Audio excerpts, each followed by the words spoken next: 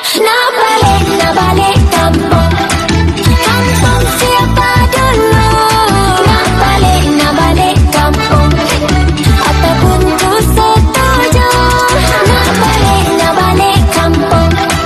Kampung siapa dulu? Nak balik kampung. Janji aku bersamamu.